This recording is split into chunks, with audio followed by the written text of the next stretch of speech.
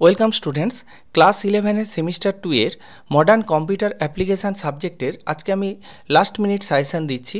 যদিও বিভিন্ন স্কুলে কোশ্চেন পেপার বিভিন্ন হতে পারে, তবুও তাদের মধ্যে যেগুলো কমন আসতে পারে আমি সেগুলো নিয়ে আলোচনা করব। সবার প্রথম তোমরা দেখে নাও তোমাদের কোশ্চেন প্যাটার্নটা কেমন হবে। টোটাল থাকবে 35 মার্কসের এবং 3টে গ্রুপ থাকবে, গ্রুপ এ, গ্রুপ বি এবং গ্রুপ সি। গ্রুপ এ থেকে 2 মার্কসের 3টে প্রশ্ন থাকবে, গ্রুপ বি থেকে 3 মার্কসের 3টে কোশ্চেন থাকবে এবং গ্রুপ সি থেকে 5 মার্কসের 4টে কোশ্চেন থাকবে। তো প্রথমে আসছি এথিক্সে দেখে নাও, গ্রুপ এ থেকে 2 মার্কসের একটা প্রশ্ন, গ্রুপ বি থেকে 3 মার্কসের একটা প্রশ্ন এবং গ্রুপ সি থেকে 5 মার্কসের একটা প্রশ্ন থাকবে, টোটাল 10 মার্কস। কিছু শর্ট নোট দিয়েছি: eavesdropping, cyber crime, cyber bullying, cyber trolling, phishing এবং জিপিএল যেটা সেটা ওপেন সফটওয়্যার সিস্টেম লাইসেন্স যেটা আছে সেটাই দিয়েছি। এবার পরের কোশ্চেন দেখো, what is plagiarism, is it somehow related to copyright infringement, এই কোশ্চেনটা হতে পারে।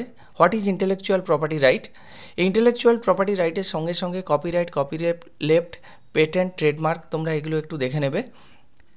পরের প্রশ্ন, objectives of IT act 2000। Next question, e waste management.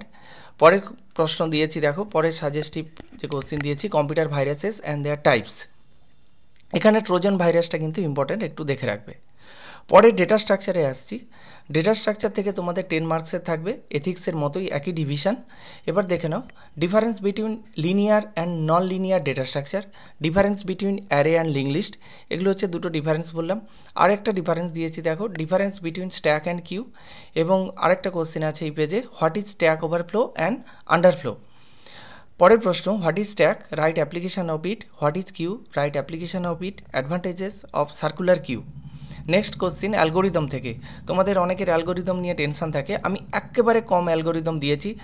Stack থেকে দুটো অ্যালগোরিদম পড়বে, স্ট্যাকের ডেটা ইনসার্ট কিভাবে করবে এবং স্ট্যাক থেকে ডেটা ডিলিট কিভাবে করবে, সবগুলোই কিন্তু অ্যারে ব্যবহার করে এবং এক্সাম্পল সমেত তোমরা এটা দেখে যাবে। তারপর দেখো, কিউ থেকেও দুটো ঠিক একই অ্যালগোরিদম পড়বে, কিউ ইনসার্ট অ্যালগোরিদম এবং কিউ থেকে ডেটা ডিলিট করার অ্যালগোরিদম ইউজিং অ্যারে।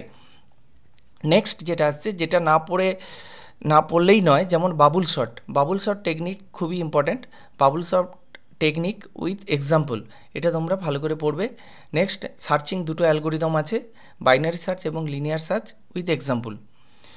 আমার channel study computer science with Manas sir. আমার এই ভিডিওটা ভালো লেগে থাকলে অবশ্যই লাইক করবে এবং বন্ধুদের মধ্যে শেয়ার করবে এবং কমেন্ট করে জানাও ভিডিওটা কেমন লেগেছে। এবং আমার চ্যানেলে নতুন হয়ে থাকলে অবশ্যই চ্যানেলটিকে সাবস্ক্রাইব করবে। এরপরে আসছি কম্পিউটার নেটওয়ার্ক।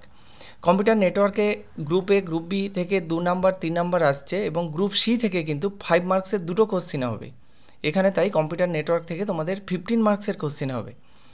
প্রথম যেটা দিয়েছি দেখো, নেটওয়ার্ক টোপোলজি, বাস টোপোলজি, স্টার টোপোলজি, এই দুটো আমি সাজেস্টিভ হিসাবে ধরেছি। এর স্ট্রাকচার, অ্যাডভান্টেজ অ্যান্ড ডিসঅ্যাডভান্টেজ এটা পড়বে।